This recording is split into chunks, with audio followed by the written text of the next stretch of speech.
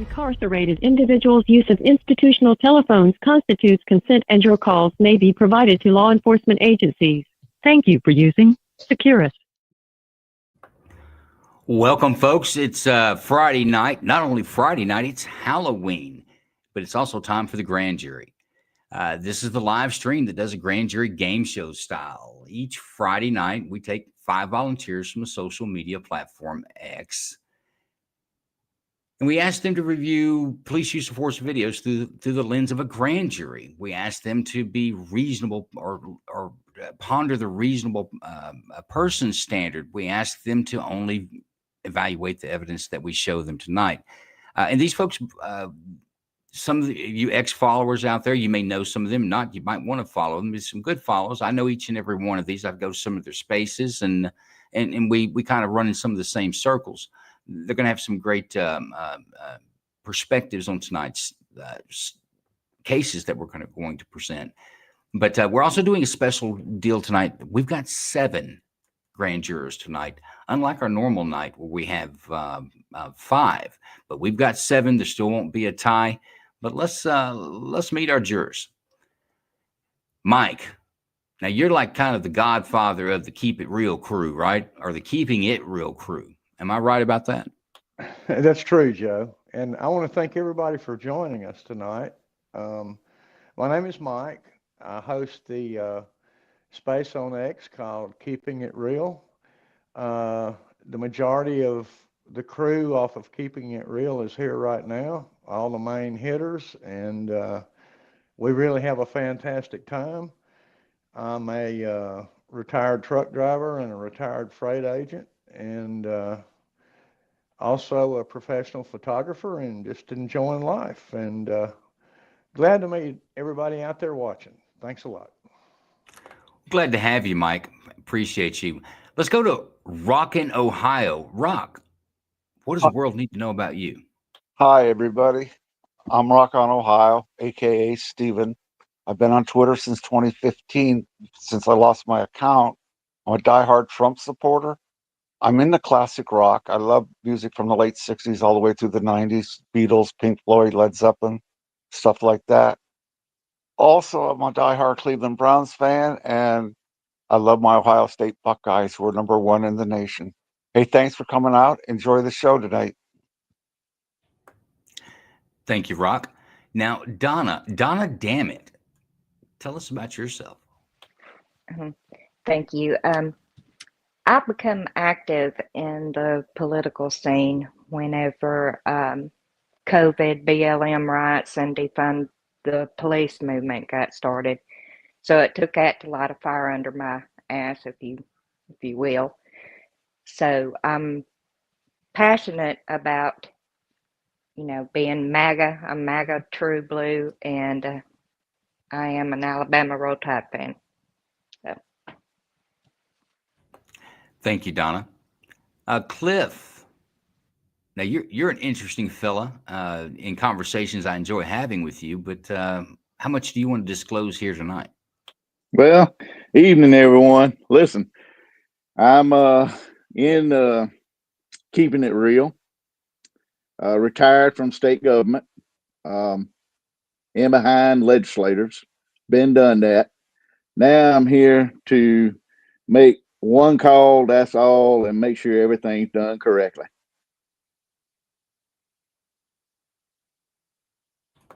Very good. Audrey, now,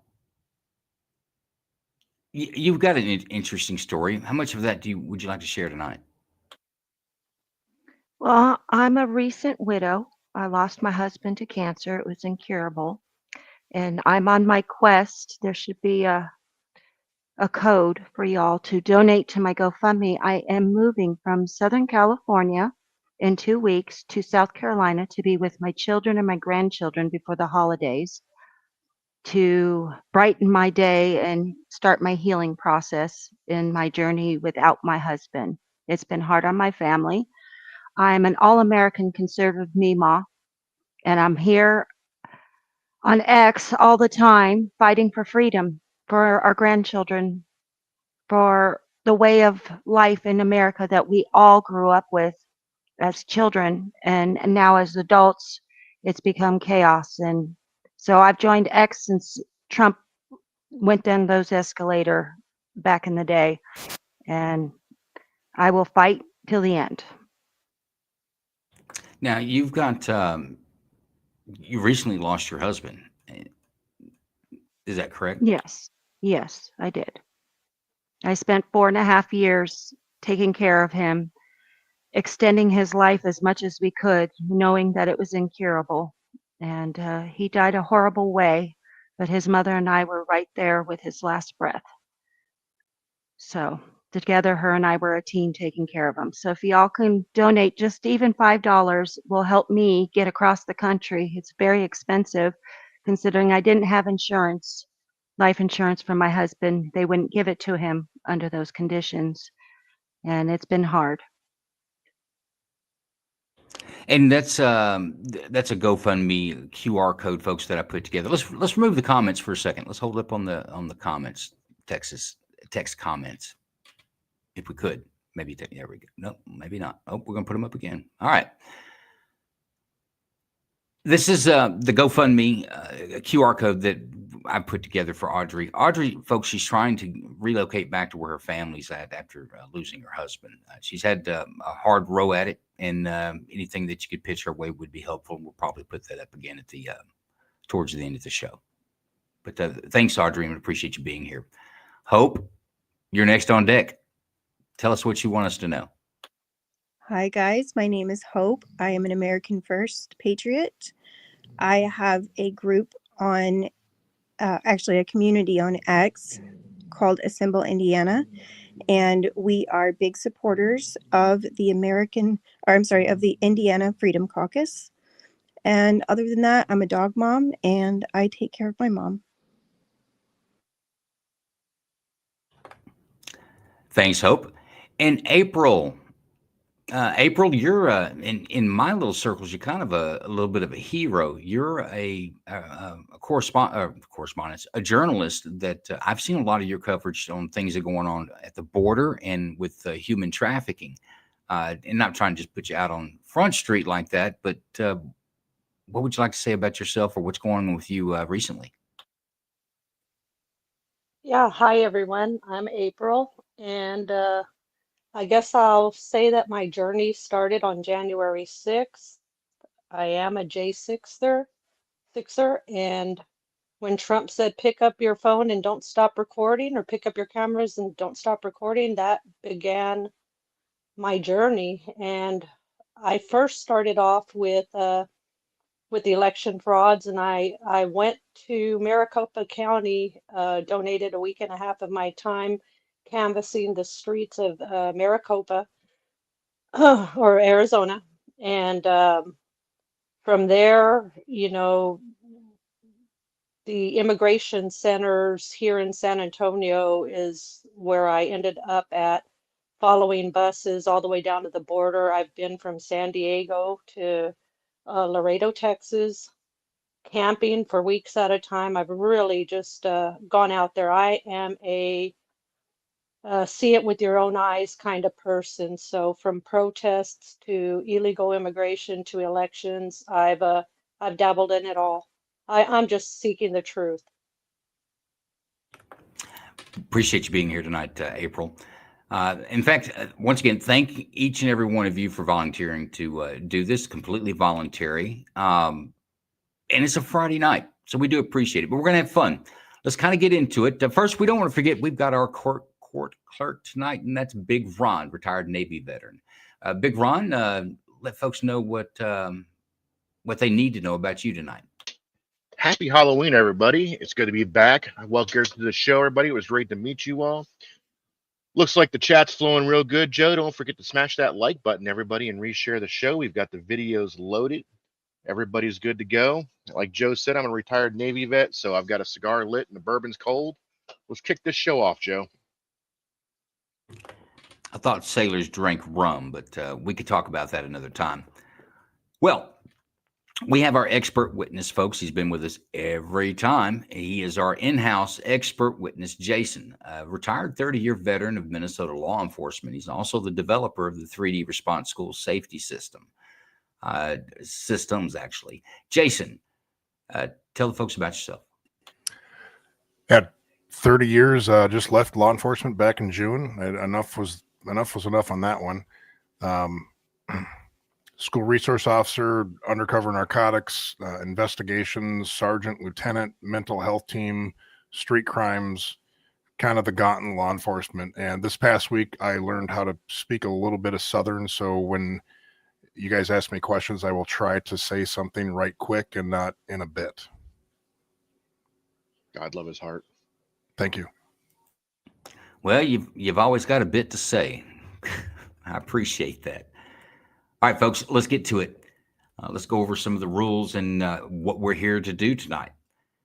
Tonight, I'm going to play the prosecutor in the sense that I'm going to present cases to you, evidence to you, just as a prosecutor would present cases to a grand jury.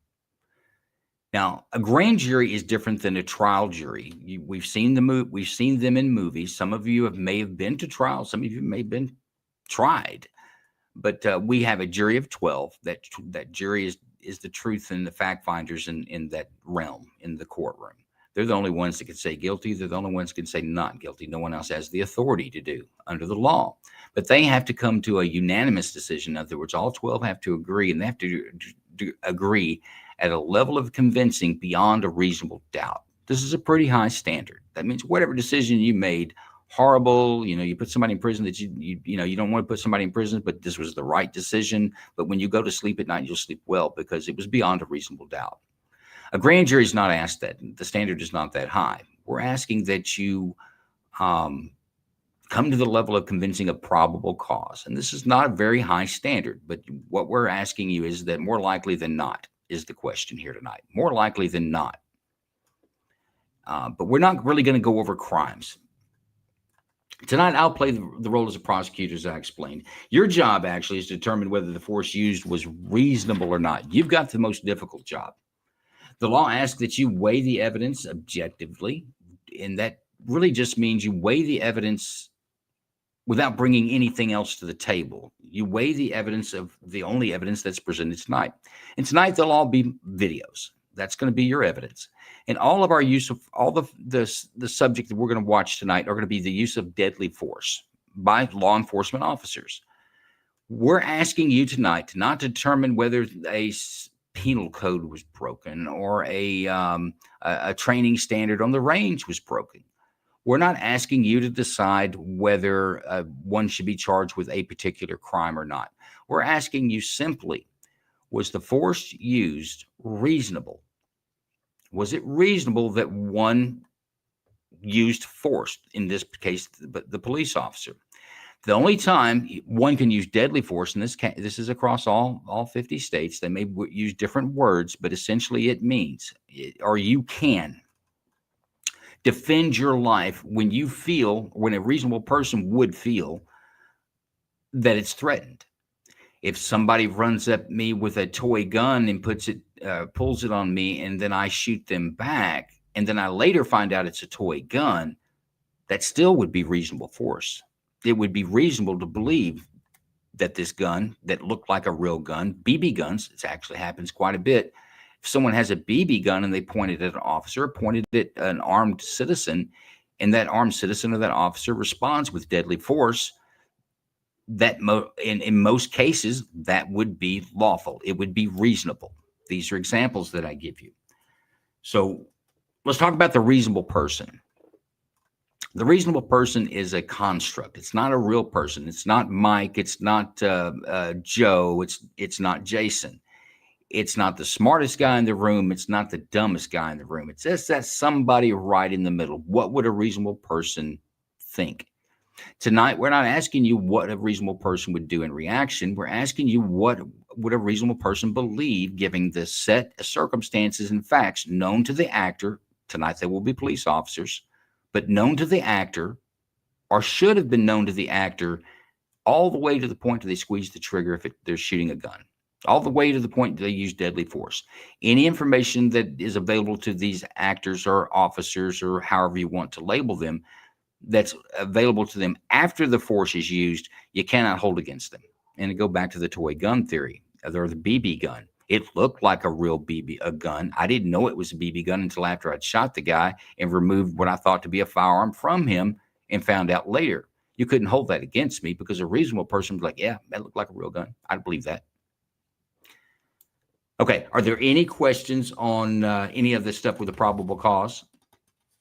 We ready to get to our first case? And folks, we have 7 folks. I'm going to say yes, we're ready to get to our first case. Big Ron, let's give it to us. We're going to be running short on time. Here's your first case, folks. Case number 1.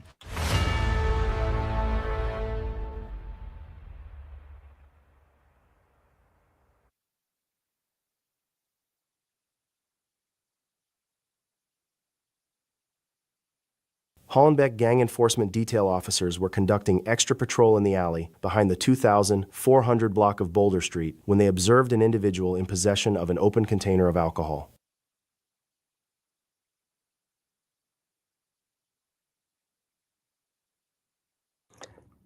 So initial call for service is an open container.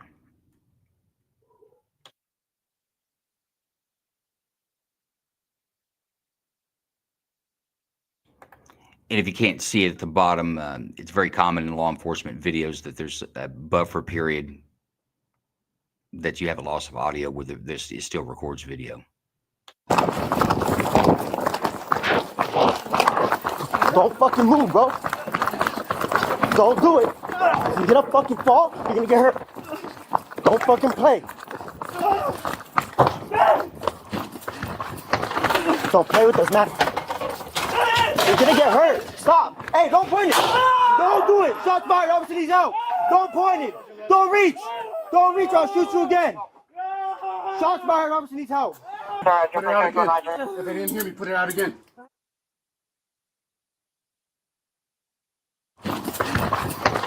Don't play with us, man.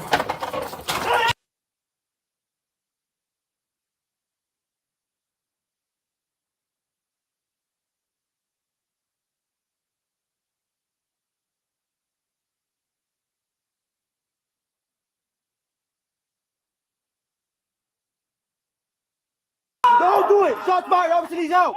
Don't point it! Don't reach! Don't reach! I'll shoot you again! Shots fired! Officer needs help! I think I might have 2 audio tracks running in there. My apologies.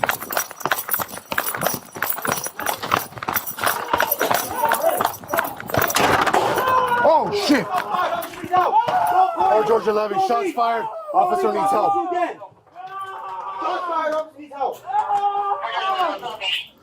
Fort George 11, we're going to be in the alley. Near to help! Turn around, I'll get you help! Turn around, I'll get you help! Don't reach for the weapon! Don't reach for the weapon! I got it. Focus on him, Watch out. I got him. Keep your hands behind your back! Sorry, let me 7's up here stepping out. Just responding. Don't move. I got you. Don't move. Okay, sure. I did.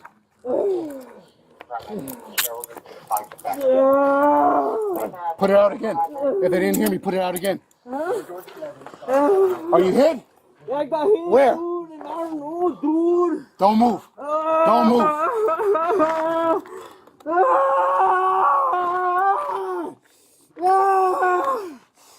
Let me see.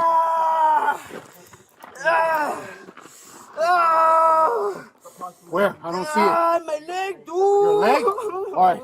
I got it. Let's wrap it up.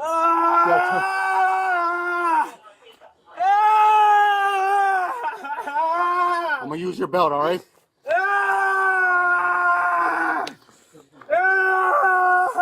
Get an RA rolling.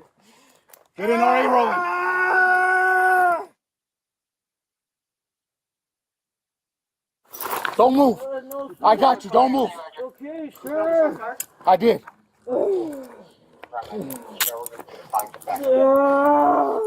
Put it out again. If they didn't hear me, put it out again. Are you hit? Where?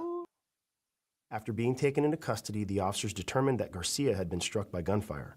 They immediately requested a rescue ambulance and rendered aid until paramedics arrived. Los Angeles Fire Department paramedics responded and transported Garcia to a local hospital to be treated for the gunshot wounds he sustained as a result of the officer-involved shooting. Okay, folks, that's your first case. Are there any portions of the video that you'd like to review again? Yeah, I want to see that chase scene one more time. The first body worn camera, I'm assuming. Yeah, that one.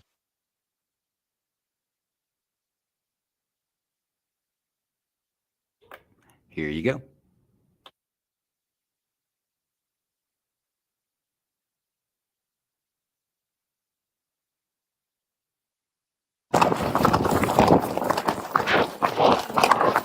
Don't fucking move, bro.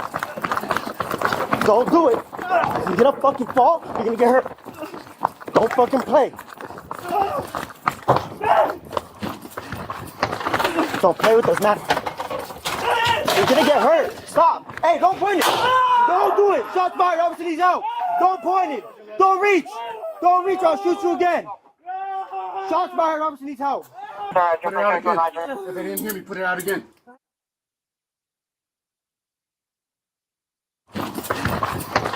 Don't play with the. Did that satisfy what you wanted to see? Oh yeah, yes, I did. You know, he shouldn't have been running like that. You know, I mean, you should never run for a police officer.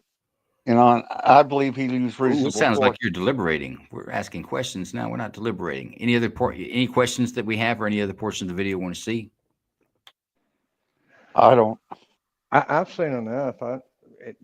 I'm fine with it. Okay, Hope, April, Donna, Audrey. Anything from the girls? No, I've seen Okay. enough myself. Pretty clear to me. Right. Let's drop that one and put them a clock up. All right, folks, this is where you're at. You have 10 minutes to deliberate. Remember the standard. We ask that you do it objectively, only use the evidence that was presented here, not infer anything that you didn't see if it wasn't even clear enough. But let's start with Cliff. Cliff, what's your overall, what's your initial assessment of this case? How are you feeling about it? Well, I think the officers did correctly. The fellow shouldn't have ran like he should. And with him being on the ground, there was a weapon in front of him.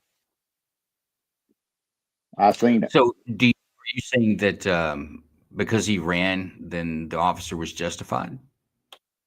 Yes. In this country, law enforcement can only use, just like you as a citizen, you can only use deadly force in defense of yourself, even perceived defense of a third person. And as a police officer, if there's enough something that would lead you to believe that the person running away from you presented a danger to the public at large, like, you know, somebody running with a machete. I can't let that guy go. I got to stop him. If I can't catch him, I got to shoot him, because if he runs into someone, he'll hit him with a machete. So running, there's actually a case called Tennessee versus Garner. You cannot use deadly force to apprehend someone who's fleeing. That's what I saw. Does that change your perspective any, Cliff? No. Doesn't mine either, because I mean, well, somebody is fleeing. You can't see what they're, pulling out of their pockets or, inside their pants. You can't see it while they're fleeing in front of you. Yeah, and he was warned how many times to stop, and A he lot just of kept. verbal warning. Yeah. Yes, a lot of verbal warning. And you just don't do that. But Well, in my again, opinion, go ahead. I was going to say, in my opinion, I didn't see any gun until at the very end when he was getting ready to point it. And the officer had his gun out pretty early on, chasing him with a gun. And how you can look at it is now the suspect is feeling like he's in danger and wants to protect himself. It puts him in that perspective of wanting to bring out that gun that maybe he wouldn't have brought out if the officer wasn't chasing him with an open weapon chasing him. So that's how I saw it. While he's running down a dark alley, I mean, as a cop, you Yeah. only have just a couple of seconds to make that split decision on whether or not to save your own life. And he observed a weapon, or what he perceived to be a weapon. You know, he acted in, I think he did, he did the right thing.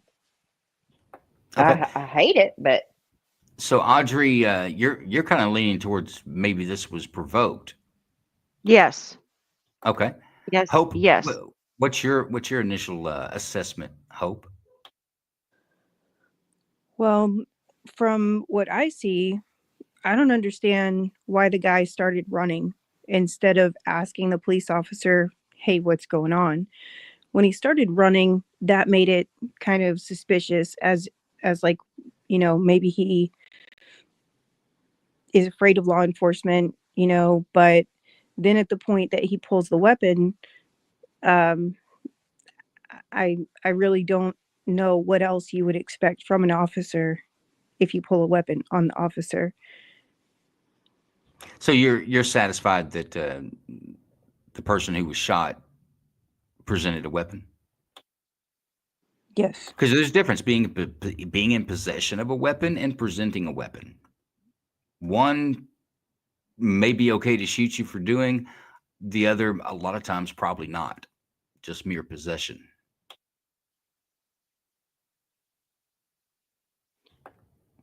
I would say that getting in trouble for having a weapon would be better than getting shot with a weapon because you presented it. Okay. April. Yeah. Let's hear from April. Well, I mean, I've got 3 different screens here, and I had a hard time seeing a weapon being pulled, but I mean, he's a criminal running. He's making a choice to run, and he knows that there's a police officer with a gun on him, and that man is going to protect himself and others at all costs. So, no, I don't think he has the right to shoot just because he ran. But he was told several times, and if that was in fact a weapon that was pulled, then I think that the cop had every right to make that shot. So you think it'd be reasonable that a reasonable person in this officer's shoes, it was reasonable to believe that his life was in danger or being shot? Correct, except you're down a dark alley and you can't, I mean, you really have to know that that was a weapon and not a phone or something else. But my question is why did before he even got to the alley, the officer already had his weapon drawn, chasing him around those cars down to the alley. So, of course, maybe the suspect was trying to have the opportunity to get his weapon out in time. I'm not sure of that. But from the get, the officer had his weapon the moment he ran. And I did not see a weapon in the suspect's hand at that time. You could see that there was money on the floor, his phone on the floor, so he pulled that out once he got into the alley. It wasn't out before then. When would be a good time for the officer to be in a protective state? That's a question, but running around with a gun like that in public is not a protective state always. He did not show, he was just running. There was no weapon. You could tell he pulled it out once he got shot because things are flying out of his pocket. He pulled it out at that point. But You know don't you what? have to think? Don't you think it was a benefit to that officer that he did have his firearm out versus having to Of keep his out course, second? but I Maybe, understand that once maybe before that's he the goes in. tactic. Maybe that's the tactic that he took when he got out of the car. I'll have mine out first, just in case, because you don't know where this is going to go. Yeah, but it wasn't a man with a weapon call. It was somebody with an open container. Keeping Sure. your hand on your weapon is one thing and on the ready, but running around in public with an open weapon, chasing somebody with an open container isn't exactly. How about this? People that's going to get in trouble for an open container don't take off running down dark alleys. Let me ask about this aspect of it. Did we see? Can we ascertain anything from what the officer was saying? He was running with his firearm out, but what was he saying to the guy as he's running next to him? He's telling him to stop. Yes. He said you're going to get hurt. You're going to fall and you're going to hurt yourself. Don't do this, man. Okay. Right. I mean, if I'm an officer, I'm going to have my gun out anyway, because you don't know whether the guy's got a gun or not. But he's chasing him down the alley. He's already asked him to stop 3 times. He didn't stop. He keeps going. I never saw the man pull the gun. I saw it on the ground by the money after he was shot. But at the same time, the officer had every right in the world. You know, he's already given him 3 warnings, stop. And he didn't stop. He just kept going and going and going. And I think the officer had a right. I think he had a right, because he didn't know. You've only got a split second, you know, and I think the officer made the right decision. And it was a dark alley too. You know, I mean, you know, I'm with Mike on this one. You know, I think he shows reasonable doubt that, you know, and he did have a gun. We're not looking for reasonable doubt. We're just saying, was it reasonable that the officer believed his life was in danger? Yes. That's all. If the answer is yes, then he had the right to defend himself. If he picked up a brick and bludgeoned the guy to death, whatever he used at that point would be okay. Yes. A reasonable person would believe that officer's life, or that officer believed his life to be in danger. So I tell you what, we're at 20 seconds. Cliff, I'm starting with, no, you know what? I'm not. I'm going to the Godfather himself. I'm going to Mike first. Mike, would you vote on this as a true bill, which to indict the officer, or no bill, no formal charges? No bill. 1 no bill. Cliff, true bill or no bill? No bill. Rock, true bill or no bill? No bill.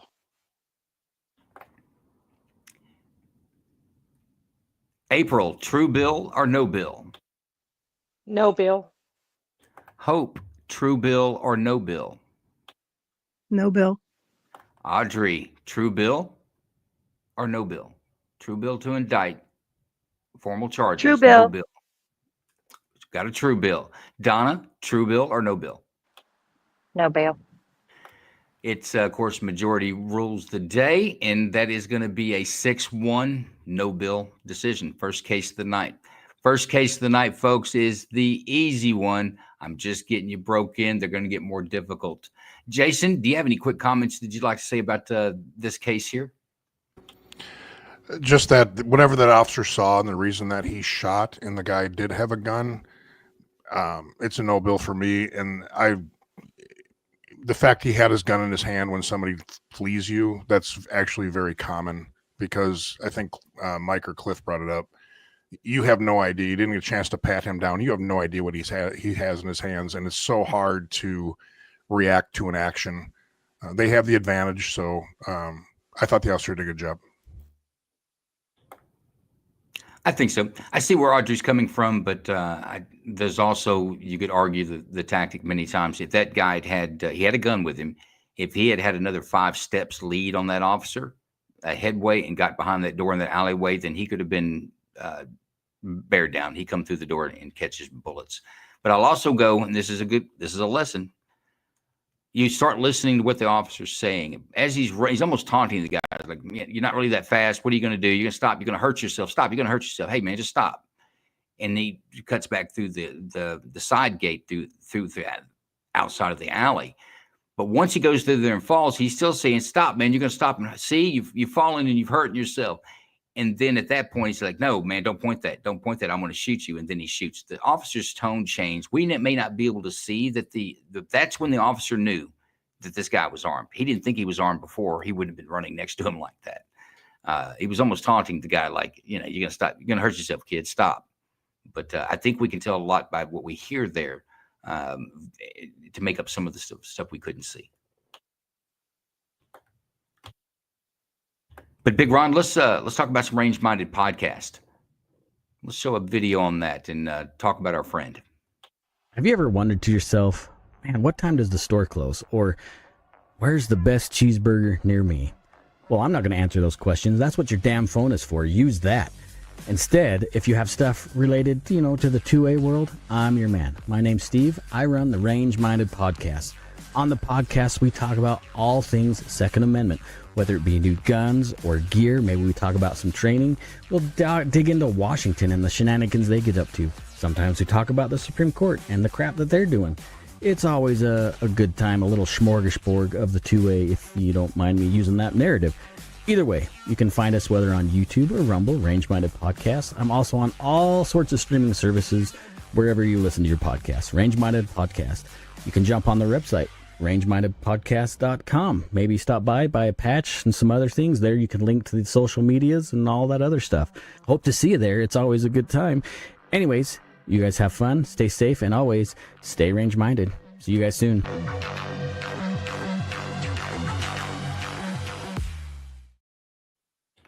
Yeah, folks, Range Minded Podcast. If you don't know, he's been nominated this year for a Gundy for Micro Podcaster or Content Creator, I think, of the year.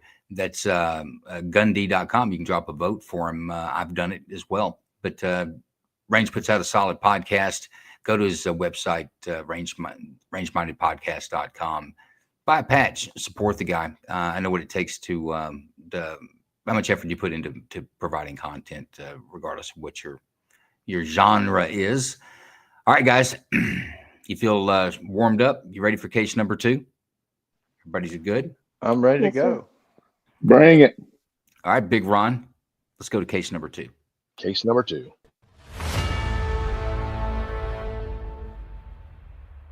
Oklahoma City Police Department. How can I help you? Hi, my name is I live on Southwest 64th Terrace, and across the street from my house, like catty-cornered across the street, there's a male outside in front of somebody's house, in front of their fence, and he's out there just screaming and hollering. And You said it's across from your house? Catty-cornered across from my house. And I live at, I'm sorry,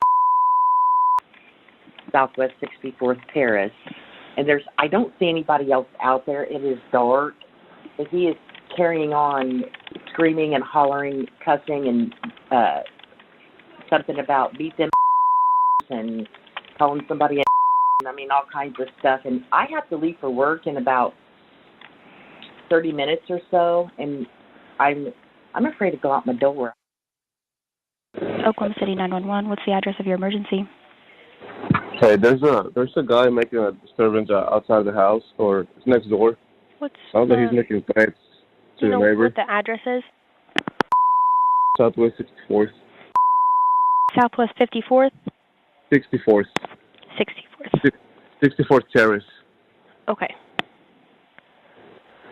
Yeah, he's Okay. making threats about the kids and stuff, but I can't see him talking to anybody inside of the house, or because he's right outside the gates. Is there somebody out there with him, or is it just him? I can't see anyone else besides him. Okay, you said he was making threats? Yeah, he's making threats about killing someone's kids and stuff. What's going on, man? What's going on? The hand of God is here, What's going on? Touch me and you will die. What's touch going me on? and you will die. You will not touch my son again, for I am his father. What's going on, man? I want to see you touch me. I want to see how it takes to piss you off. Because I'm going to kill you. You know I'm going to kill you. When you kill my son, you people think they're bad. The hand of God is right there. Look. You want to see God and fresh right there. Look. That's where God is. That's right. Like those over there, the rape kids. So I'm going to make you go there and kill that. What are you out here? You are going to go kill that. Son, make him kill that. I don't plan on killing you. You You are anyway, going man. to. You are going to. Son, make him kill that. Hey. Why? What's going on, man? Nothing. Stay away with me. No. You come at me, mother. You're going to die. My son will not let you touch me because you will die when you Where touch do you me. live at? I have no home. I'm homeless, mother. What are you doing over here? You. What are you doing over here? What are then? you doing here? Because you're out here What are you screaming doing? at 3 Because in the God morning. is here, motherfucker. I'm Jason Redshirt. I am a God. And you didn't know I was a God, huh? You fucking goddamn police department. Didn't know you the God. There's people You, trying you to sleep. I will kill you. You think you are buff. I will hit you once and kill you with one hit, motherfucker. There are people out here sleeping, man. Them people, they're gonna die today at 7 o'clock. Why is that? Because God is here and he's killing you all, unless they repent. If you want to kneel on your knee, you can repent and go to heaven. Otherwise, you will die, and at 7 o'clock, you will be dead. No, tell your police department that you will die. Quit following me. I mean it. Touch me. Touch me. You will see my son smite you. You won't touch me no more, because he don't like the way you do it. For you think you guys are cool. Get back. You. My son Get back. Oh, man. Turn around. Turn around. Turn around. Scream with that mace. Turn around, man.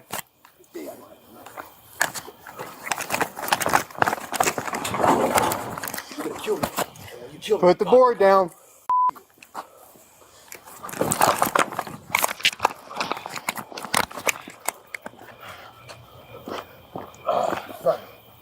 Put the boards, put the sticks down. Put it down.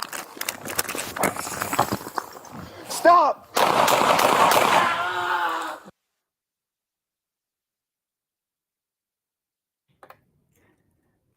All right, folks, there's your second case. Portion of the video you'd like to see again.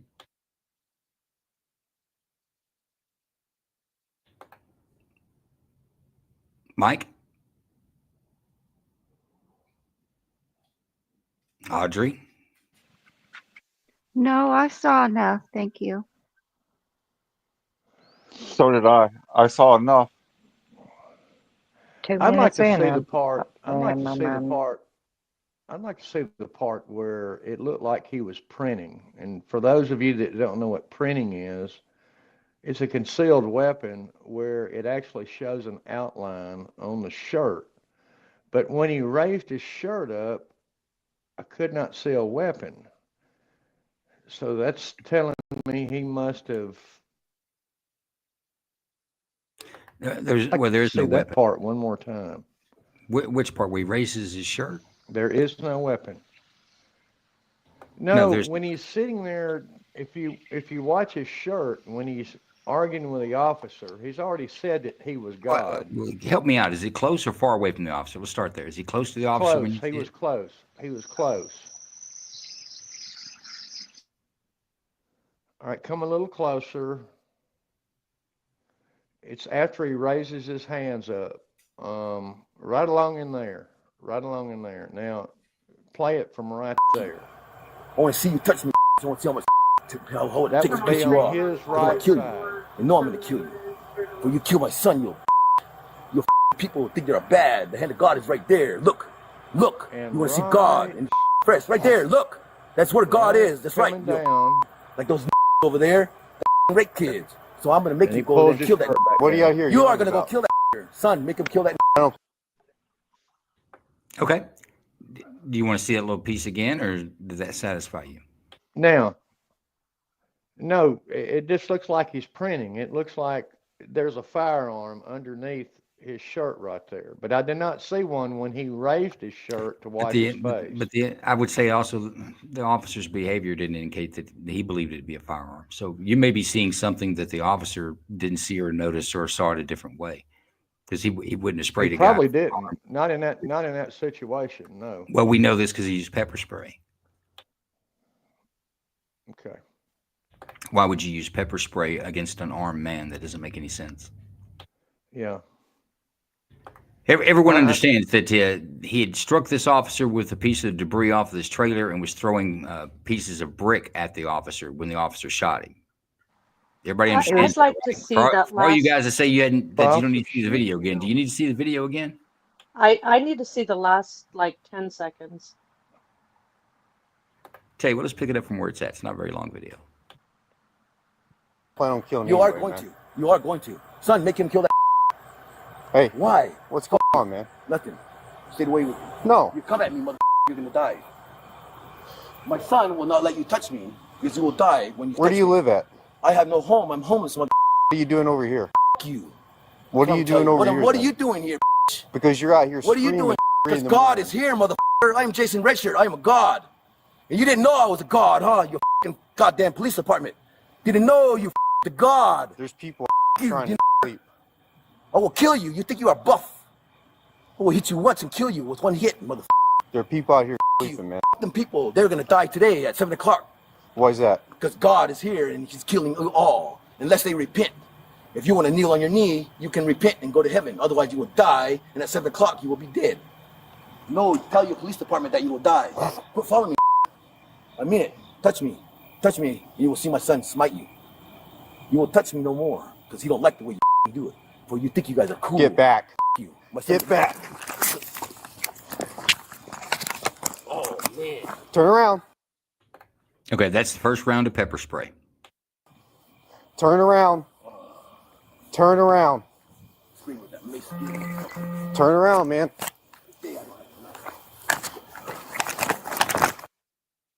I want to point out another impressive thing. This guy who's having some mental illness issues, I think, and has been hit with pepper spray running in the dark, didn't hit his shin on the front end of the hitch of that trailer. I want to point that out as that that means something. That it's hard to do that in full mind. And those of you who know what I'm talking about, you know what I'm talking about. I know exactly. Put the board down. This board strikes the officers somewhere below the waist. You can see it bouncing off there where it's paused. There's lights are reflecting off the lumber that he just threw at him. Looked like maybe a 2x6.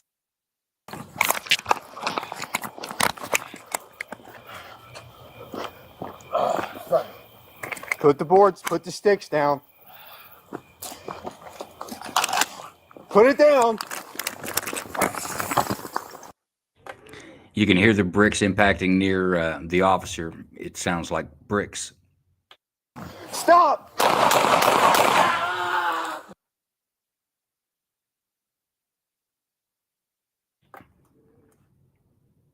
Okay, we good with the video? We ready to deliberate? I'm ready. All right, I'm Big good Ron, with it. let's put up a clock. I kind of like this jack-o'-lantern. It's a nice little warm glow in the studio. Okay, this time I'm going April 1st. That's like April Fool's, right? April 1st. That was good. I mean, I think he showed a lot of restraint after being, you know, hit and attacked several times. Again, that video was hard to see for me at the very end. I couldn't tell what he was doing right at the very end, whether he was charging, whether he was grabbing another weapon, or what he was doing. He was reaching down at a pile of bricks or some debris that was at his feet. He was throwing the bricks at the officer. Yeah, I don't know. I'll ponder on that a little more. Very good, very good. Audrey, what's your initial impression? Well, he's trying to defend himself. I mean, any weapon can be a weapon. Bricks, rocks, whatever, it can kill you. And he already did it once. He was told to stop. He didn't. And he went for it again. I don't understand why the officer didn't call for backup.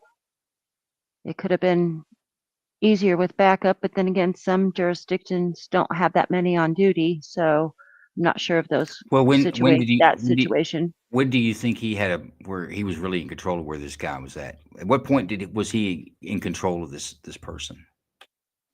He really wasn't in control of this person. This person was out of control at all timing, but once he realized he was a little out of the head, he should have called for backup to calm the situation. That's usually what I've seen done, but it's not always doable, depending on how big the police force is in whatever town they're in. Let me ask you, would you think that line of thought is very objective to this case? I mean, you're assuming the size of the population, assuming the force and their availability for backup. Don't you think that's probably not it doesn't, that you can it's go not into? relative. Okay. It's not really relative. But does that I help was sway? Does that help sway your opinion on this? No, that doesn't sway my opinion. I mean, whatever officer or officers on duty on the call have to do what they have to do, regardless of whatever the situation is in the background of the department. How about the simple So, question? Do you think that the officer had a credible fear for imminent yeah, serious once injury or he's death? throwing things at him and hitting him, and he went from boards to bricks, that's somebody trying to hurt him. I don't know if he trying to kill him. He's trying to keep him away from for whatever reason, but it Once still again, could be though, deadly force. isn't that the standard? You have to believe that Yeah. action taken against you could cost you your life or serious Yep, bodily injury. exactly. If I was in his position, I would have did the same thing. Okay. I'm going to Cliff. Cliff, give me your initial perspective. Okay. All right. First of all, he had already done threatened many people and then turned around, threatened the officer, and then turned around, started throwing debris, even though it's a weapon. Okay. Doesn't matter. It is a weapon. So nothing's going to change there. I've already made my decision. We'll see. Donna or Mike could be very persuasive and have you backing up. We'll see. But I like your confidence. Mike, give us the lowdown on this one. I think the officer showed more than enough restraint. He was trying to protect himself. He had no other, I mean, really, at the distance that guy was at, I don't think a taser would have worked from that far of a distance. And I'm going to go with officer. Well, I tell you what, I've heard the taser a couple of times, and I think Yeah. it's rightful. One might think that, man, maybe a taser would have stopped this guy from throwing sticks and bricks at him. Close But let's go to up. but hang on, let's go to our expert witness. Jason, is there a problem tasing someone after they've been pepper sprayed? Yeah, they can start on fire. Once the officer pepper sprayed him, taser was no longer in his quiver. He could literally catch the dude on fire. I've seen some videos of it. It's like a real thing. I did not know that pepper spray was flammable. I'm sorry. Let's give a round of applause to our expert witness who sits silent most of the times, but we love that guy to death, and that was a great question. I'm glad you guys brought it up. Thank you. So, Mike, but that doesn't change your decision at all whether he deployed a taser or didn't deploy a taser. You're good on a no bill on this one, it seems. Yes, I'm 100% no bill on this one. All right. I bet Donna Dammett's different. Donna Dammett, what do you think? Well, you said mental health. I seen somebody that was possibly bath salts on some kind of drug, so it really taser wouldn't have phased him, period, even if he hadn't used the pepper spray, because when they're on that stuff, it just, I don't know, it's like they have a lot more strength about them. So I think, that he was doped out of his mind, and I'm definitely going no bill on that one. Do you think that his mental condition weighed in the officer's decision that or led to the totality of circumstances that would make him believe that his life was in danger? So he had the right to use deadly force at that point. I would, yeah. I Okay. definitely would. I think the cop, took that a little bit into consideration in the beginning, that he took a while before it led up to that, because he tried talking to him, but there was no talking to this guy. I mean, he was hallucinating, and Seems that we have a bit of a consensus here with Hope. Forgive me, have I skipped over you? I don't remember which way you're going with this. Could you tell me again if I've asked you already? So on this case, I'm taking into, the call. The neighbors are concerned. They're hearing a guy out there screaming that he's going to kill someone. The officer comes and tries to talk to the guy and ends up being struck with whatever the guy threw. And then after being maced, he starts running toward the house that he was screaming at. You don't know if there was anyone in that home. So the officer, he definitely did right, because I mean, when he started running toward that home that he was screaming at, there could have been someone inside. And when this guy is saying directly that he's going to kill someone, that needs to be stopped. Okay, so it seems like you're on top of a no bill as well. Let's go to April. April was, she was going back and forth with it. April, is anyone else's opinions on this case swayed you one way or the other? I mean, I'm just having a little bit of, I could visualize a scenario where the cop backed up just a little bit and, I don't know, could have prolonged or talked it down or something like that. I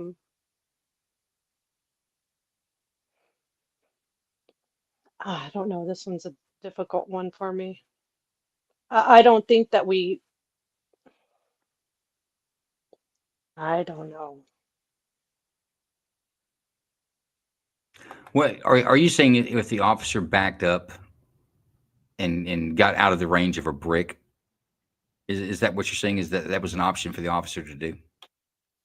Yeah, I think that there let could have me been more conversation there. There could have been more. let me help you with that, and I'm gonna go back to something that Hope said. That wasn't his house that he was in front of. He said, "I'm homeless." The officer doesn't know where he lives. He's been pepper sprayed, and this officer. And I'll go back another point that I made. At no time was this guy under control. This fight happened when the guy decided. He got pepper sprayed when he decided by coming close. And you see him, he was measuring it as he's taking steps close enough. I think he thought maybe God was on his side until the pepper spray hit him. But this was all being driven by the suspect himself. And if the officer backs away, where does this guy go? Who's clearly saying he's killing people? He's saying crazy things. So I think it's reasonable that a person would believe that the public could be in danger at large. If he backed away. But that's all the time we have for this. Let's go around the room. April, I'm going to come to you last, give you a few minutes or a few seconds to ponder it a bit more. Cliff, you're first on the hook. True bill or no bill? No bill. Mike, true bill or no bill? No bill. That's 2 no bills. Rock on Ohio, true bill or no bill? No bill. Audrey, true bill or no bill? No bill. Damn it, Donna. I'm sorry, Donna, damn it. True bill or no bill? No bill. Your last name, the way they write last name first is actually more entertaining. Straight up, no bills. Hope, true bill or no bill? No bill. Well, April, where does your conscience lead you on this one? True bill or no bill? Well, I'm going to take a sip and say no bill. Unanimous decision. Big Ron, post the verdict. No formal charges. All right. I think that we have some barbecue sauce to talk about. Folks, Judge Joe Brown was a special prosecutor on this very show back in August. And don't tell anyone, but I'm going to work up the ways to try to get him back here maybe in December for a special program. But learned a few things about him, had the opportunity to speak with him on the phone and coordinating for this show, of course. And he is just like he's just like he is on television on the phone, and he was just like he is on television on our show. He's one of the coolest cats out there. But Big Ron, he's got some barbecue sauce. Take a look at this barbecue sauce, and we'll tell you a little bit more about it. Actually, we learned about it during our show. Go ahead, Introducing Judge Joe Brown's all-new barbecue sauce and seasoning. Justice in the form of flavor. With one taste of our premium blends of all-natural ingredients, herbs, and spices, you'll fall in love with meat all over again. Judge Joe Brown's all-natural barbecue sauce collection is made up of 2 zesty flavors, original and spicy. Law firms will take this as a retainer. What? It must be a law firm where they hungry as hell. Now you gonna help me with this parole I'm dealing with? He's a pretty cool cat. Really enjoyed having him on.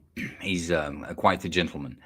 But this barbecue sauce, by the way, Bruce Wayne and a few others have purchased it. It's kind of unique. It's got a very coarse grind, this barbecue sauce. It hangs on the meat very well. Great taste. And for those you didn't know, the judge is from Memphis, Tennessee. He might know a little something. I ain't saying he's Texas-style barbecue, but he might know a little something about barbecue. Guys, you can get it on Amazon, and you can also get it at Judge Joe Brown or JJBBQ.com. But I think the judge said you can actually get it faster out of Amazon. But give it a shot and let us know what you thought about it. And with that, case number 3, Big Ron, let's post it.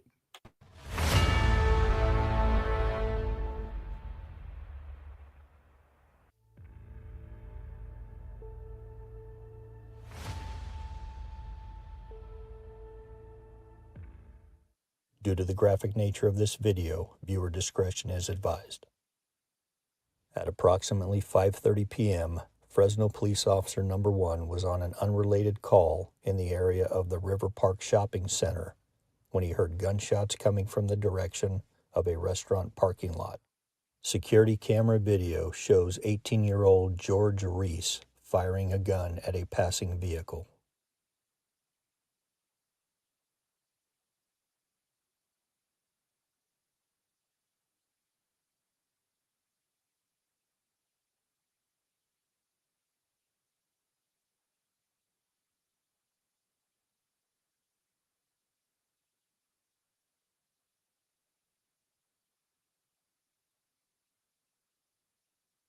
Officer Number 1 ran toward the sound of gunfire and saw Reese running across North Blackstone Avenue. Officer Number 1 saw Reese attempt to carjack a vehicle in a shopping center parking lot on the west side of North Blackstone Avenue. The victim of the attempted carjacking was able to drive away.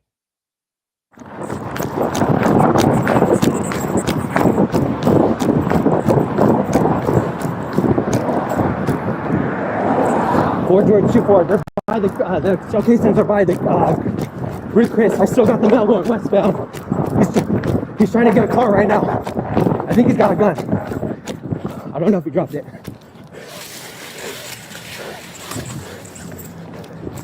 He's gonna be white male. He's taking off from me. We're in front of the Chuck E. Cheese. He's gonna be a Hispanic male, rat tail, white shirt, blue jeans.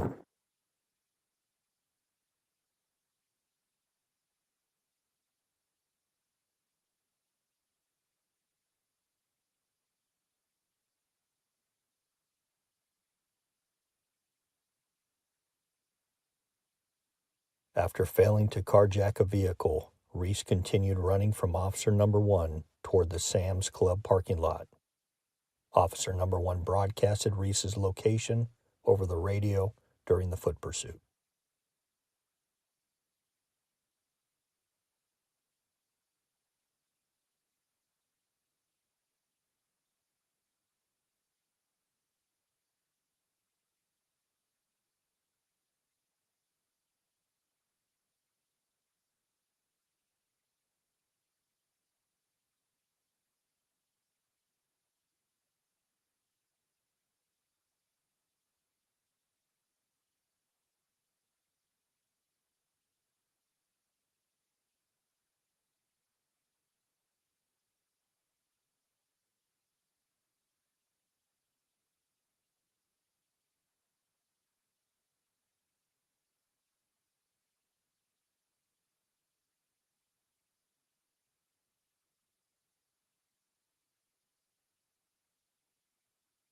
The following video begins just before Officer Number 2 turns left along the north side of Sam's Club, where Reese is running. As they get closer, Officer Number 2 says he's reaching referring to Reese reaching for his gun. Officer number 2 drove toward Reese, slowed his patrol car, and struck him. Reese dropped his gun. Officer number 3 recovered the handgun after Reese was taken into custody.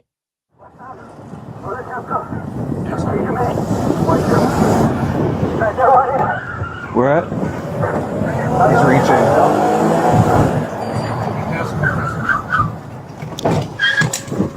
Get on the ground! Get on the fucking ground! Get on the ground! Use him.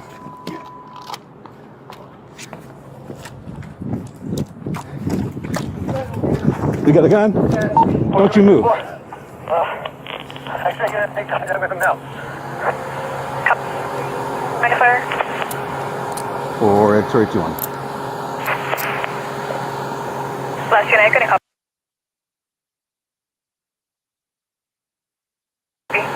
X-ray 2 on. I got it. Or X-ray 2, and we have him in custody. We recovered the firearm as well. Copy. 404, do you copy? 404. There's your third case, folks. Any portion of the video we'd like to see again? Oh, you want to see him strike him again? I'll go back to that. That is an important part of the video. We should watch that maybe 2 times. I could watch that all night. He's reaching.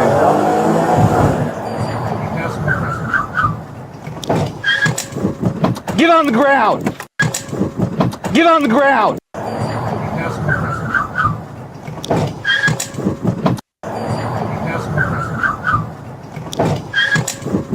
Get on the ground! Get on the fucking ground! All right, any more would be gratuitous. Any questions? I will say that this is a case of the use of deadly force. Using an automobile to strike a pedestrian is absolutely deadly force.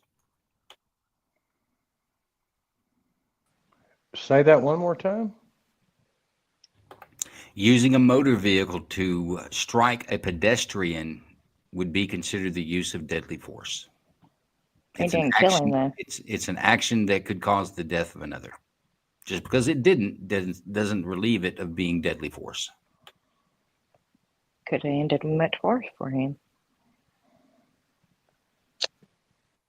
All right. I want to say something, but I don't want to sound like I'm deliberating. Well, I tell you what, it's time to deliberate.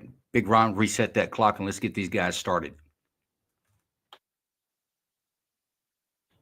And I'll go to you first, Rock.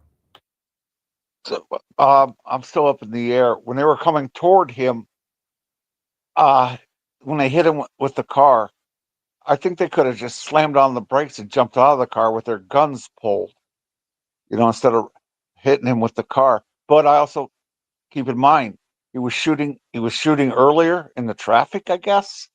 So I'm still up in the air. I still haven't made up my mind yet. Okay. Donna, damn it, Donna. What do you think? Well, like I said, it could have ended much worse for him. He at least slowed down before he hit him. You have to eliminate the danger, and any way that you can do that, you have to do that.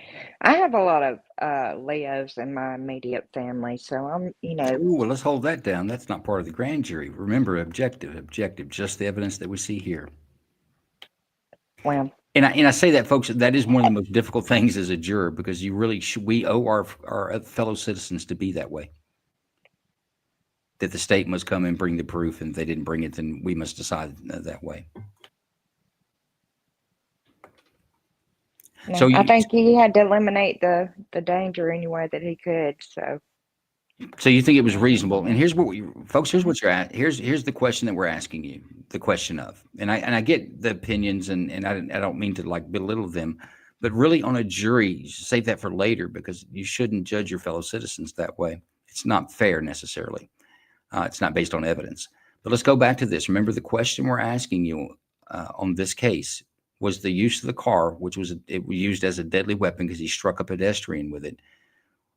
Did that officer use that because he was in fear for his life, or a third person's life, or the public at large? there was a car that the officers squad drove right past. So you had innocent people very close to the scene. So getting out of that car and having the possibility of a gun being drawn towards the direction of these innocent people driving around right there, I feel like the the force was necessary considering they had people so close that he was just holding the gun open like that and had already tried to take people's car. He could have did that with this other car coming by. So I'm just thinking of you those think that pedestrians that were driving by that the officers drove right past, that was in consideration in how they went about it to just end it so that nobody else would get hurt.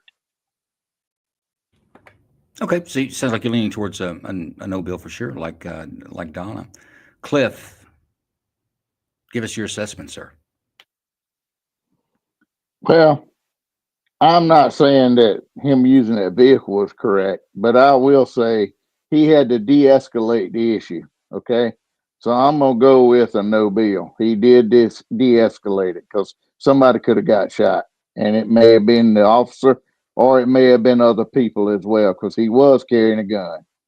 What if he had struck him with that vehicle and he'd fallen to the ground and it killed him, or he was killed by the strike of the vehicle?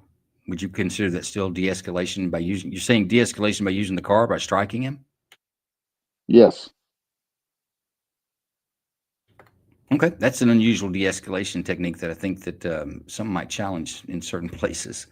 But you still say that it was reasonable. The officer's actions were reasonable with a certain set of circumstances that he was aware of. Exactly. Very well, Mike.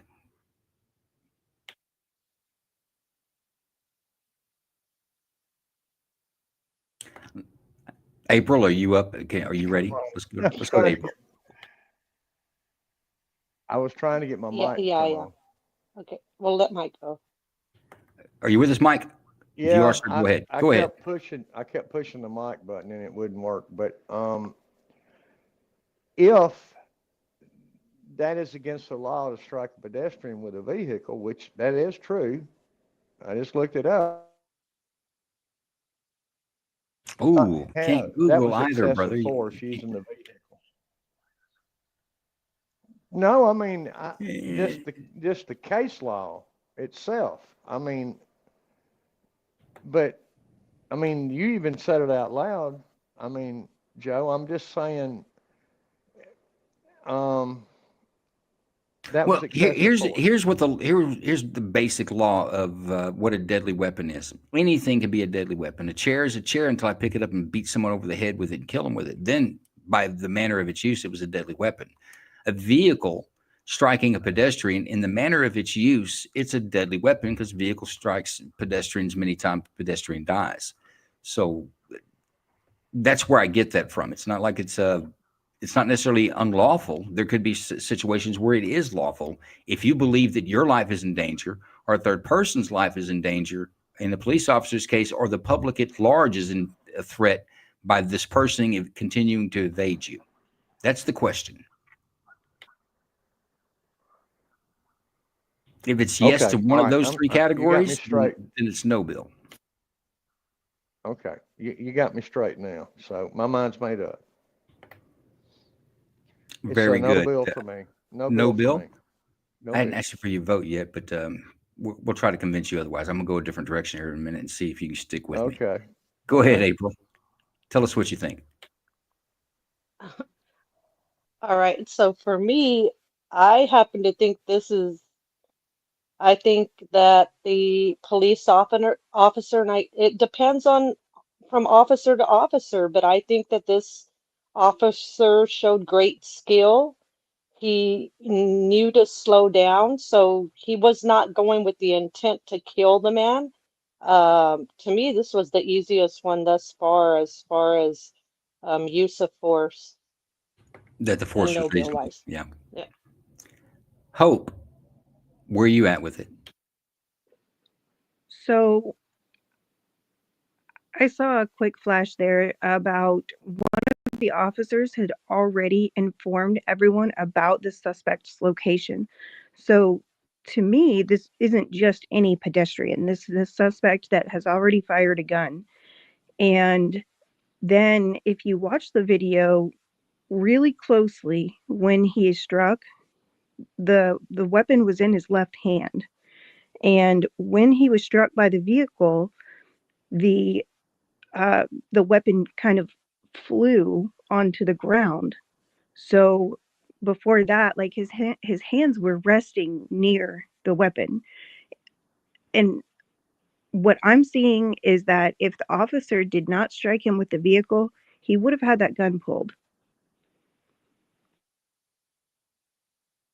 What gives you, where's your evidence that leads to that or makes you believe that? Because if the weapon was seen before in his left hand and you could see it like in his left pocket or whatever, or maybe he put it in his pants, but his hands were resting near the weapon at the time that he was struck with the vehicle. Okay, I think I follow your argument, but yet he wasn't pointing it at the officer or anyone else at that point.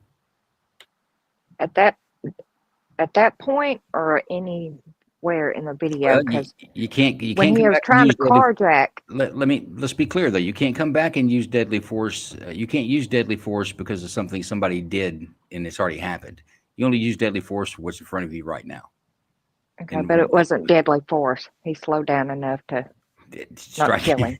I promise you, in any other situation, they're going to charge you with aggravated assault with a deadly weapon. There are even some special. That's why they don't give me a cruiser and a badge. There's some special states that have, or special statutes some states have that assault by motor vehicle, and it's just as much as you pulled a gun on someone. If that cop wanted to kill that guy in that parking lot, he would have floored it. He didn't. But the definition is an act that a reasonable person would believe could cause serious bodily injury or death. And I think striking someone with a vehicle, even if this young man could have bounced off across the pavement and had a skull fracture. Can I say something about that? You know, when you hear about these shootings, you know, they always say, well, why didn't he just shoot him in the leg? And that's because in that moment, your mind is, you know, to survive and save others. You have to think in a split second. That's where I was going a while ago with that, you know, that you've got such a short window to make a decision as to what to do. Now, he didn't kill him. He didn't use enough force to kill him. So. And I get what you're saying. I understand your reference to the leg shot. I'm just saying, under the law, using a vehicle to strike a pedestrian will be considered the use of deadly force. I promise you, this case was investigated by this department as the use of deadly force, just as if they'd shot him and hit him in the leg. But I tell you what, we are out of time. Let's get us a vote, and I'm going to you first, Hope. True bill or no bill? No bill. One no bill. Audrey, true bill or no bill? True bill. Oh, one up. Dead even. April, true bill or no bill? No bill. 2-1. Rock, true bill or no bill? No bill. 3-2. Mike, true bill or no bill? I'm going to go with a no bill on this one. There's another one. I think no bill's going to take it. Cliff, true bill or no bill? No bill. Very good, sir. Donna, true bill or no bill? I'm on suspense, waiting to see what your answer is going to be. I know you're shocked. Yeah, I think the audience is shocked that you're a no bill. All right, Big Ron, Okay. no bills are going to take it. Let's post it. There we go. Jason, jump in on Yes, this sir. one. Jump in on this one, man. This guy is a threat to public safety. He already fired at cars passing by. He tried to carjack 2 people. These officers cannot let this guy continue to run around because he's going to hurt somebody. So I thought the cops did a great job. And actually, when he was running on the sidewalk, I said, pit him. And that was just my gut reaction. But 100% no LD. This guy should not be running around in public. He already tried to kill innocent people, and the cops did a good job. My 2 cents. Yeah, you know what? I think the surest argument for this case for the justification of the use of the force is quite simply is like we drove by and saw him carjacking someone and firing off live rounds. That's what got police in. Nobody called the police. This was an officer driving by. He stops to take the guy into custody because he watched him carjack a vehicle and shoot rounds in the street, and then a foot pursues. During the foot pursuit, he attempts to carjack another person at gunpoint. That person drives away and he's unsuccessful. And then you all the way to the point that you see this officer running him down. I think it's very reasonable for the officer to say, he's like, man, we can't let this guy get near another vehicle. He's going to kill somebody to take their car to get away from us. So if I got to run him down with a car, then that's what I've got to do. And I think no bill, in my opinion, like Jason, I think it was the right decision. But it was interesting how not any of you actually brought that up as the strongest factor, the strongest evidence is that this guy gets away. He's a danger. He was trying to rob somebody before we got here. So he was robbing folks before the law showed up. So it wasn't like that he was scared of the law and doing it on his own. So I think that you could use the fact that he's a threat to the public at large. Talking about threats to the public at large, folks, if you're on X and you don't catch a Drax Pit on Saturday, it's a live stream, and I think they do a space with it. I know they do a space with it as well, but it's great entertainment. Drax is one of the best X Space hosts and live streamers that I've seen on X. Super entertaining and has some of the best guests. But let's show a little quick second of the Drax Pit, Big Ron.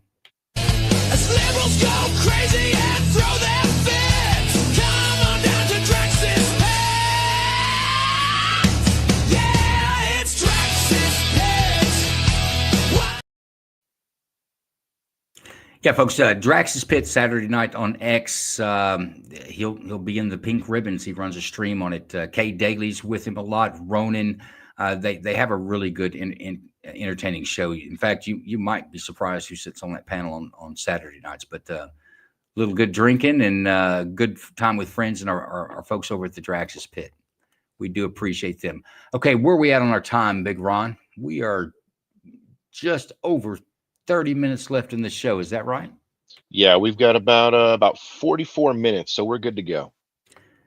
Let's run that fourth case.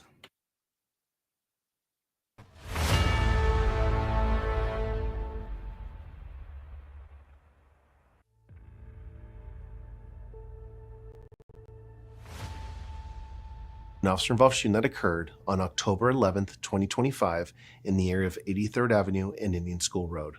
This video may contain strong language as well as graphic images, which could be disturbing to some people. Viewer discretion is advised. Hello, Phoenix 911. I got a call from this number. Do you have an emergency? Yes, I have a guy threatening to beat the crap out of his wife. What's the He's address? got a machete. Okay, what is the address? What's the address? It's like 83rd, and it's behind the. It's not my house. Looks like you're at 83rd and possibly Fairmount. Is that Something like that. Yeah, there's a firehouse on the corner. He's got a machete. Are you in an apartment complex? Yes. And he has a machete. He's been harassing her. He's ripped her shirt up. Okay. Do you have the machete in his hand right now? Yes. Okay. What kind of pants is he wearing? No, the police are coming to get you. Good. Are you talking to him right now? Yeah. Okay, I need you to go inside and separate yourself from him. I can't go inside because he's got the door blocked with a machete, and there's little kids in there. Hello, Phoenix 911. Where's your emergency? Hello, we're at North 83rd Avenue. This is a condominium, and there is a man threatening a woman. He literally is. He's literally punching her, and he has her in the floor, and he's not letting her enter the house. And she has 3 kids in the house. and Okay. he has something in his hand. So they're inside the house now? No, they're outside the house. He's literally punching her, and he has something in his hand. Okay. Oh my god! Oh my god! Okay. He literally got.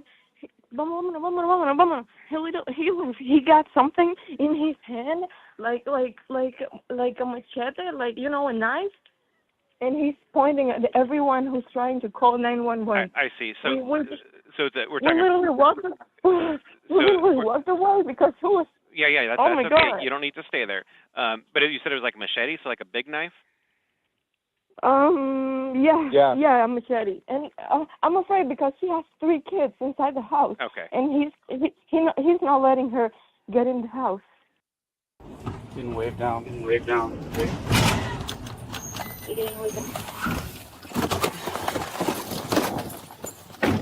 They're actively in a fight. Hey, get the fuck off of her! Get off of her now! Oh! 814, 998. Go! Come on! Move! Right here, he's down. 814 Henry, suspect is down. He had a knife to her throat.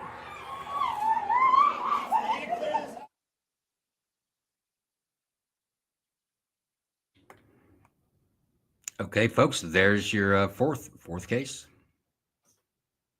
Any parts of the video you'd like to see again, or listen to the 911 call once more, or both of those? I'm fine. I'm good. No one wants to review any portion of the video again. No, I'm good. I didn't see the part that he was on top of her with a knife before he was shot. Let's go back to the officer's arrival.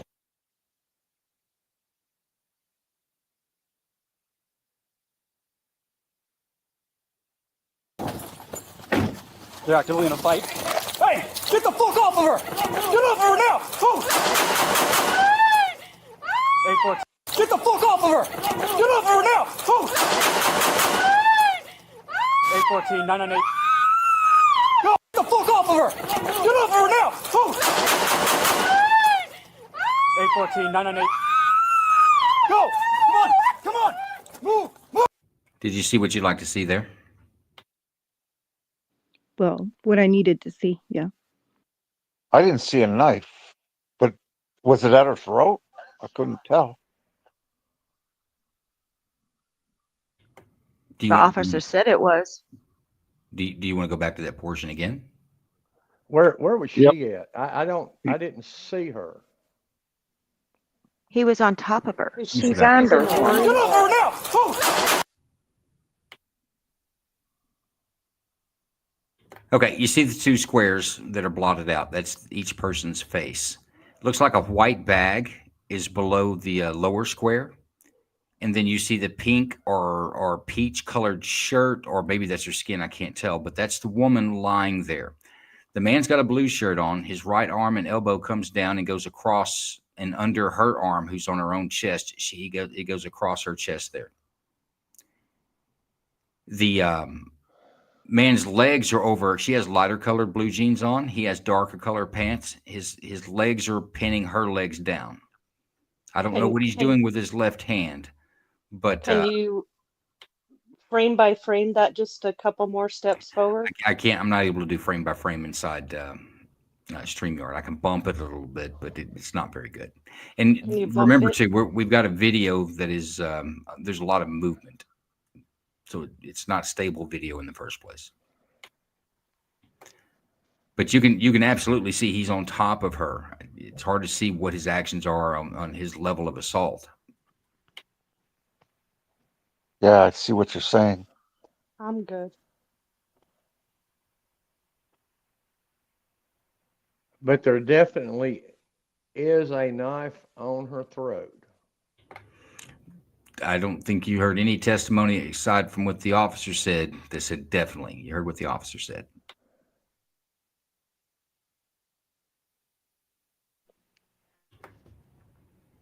All right, Big Ron, let's put him up a clock.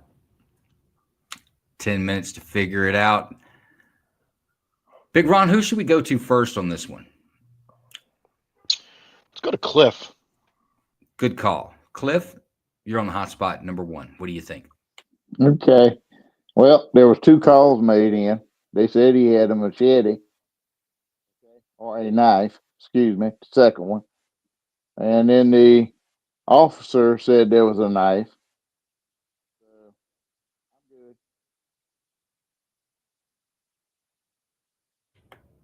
I don't know if we lost you or if that's the Saying conclusion. I'm good. I know where I'm going. Doesn't matter. He had a weapon. It doesn't matter. Okay. Let's go to Rock. Rock on Ohio. What's your assessment, sir? I think he came out firing, and they said he had a knife or a machete, whatever it was, and I think he was justified. Okay. Hope. Your view on this one? Yeah, definitely. I think that officer probably saved that woman's life and possibly other people's. That was, I mean, I can't think of any reason for a man to be on top of a woman outdoors. And I mean, especially with the neighbors calling in saying there's a knife, that was, yeah, justified. I mean, there might be the occasion,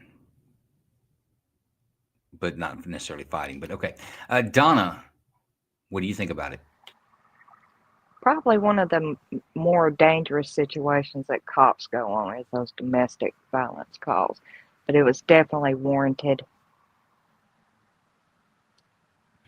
What about, do you don't think the officer disregarded the victims, thinking about her safety? I mean, he's banging off rounds and they're lying on top of each other. What if the bullet went through him and hit her, or he missed and hit her? And hope he has good aim. Okay. I mean, there were children involved, and he's a violent person, and he's already, shown that. And he's willing to go probably even further, being that he had the machete at her throat. Okay, so you believe the machete was at her throat? Yes, you believe I what the do. officer said over the radio? Mm-hmm. Okay.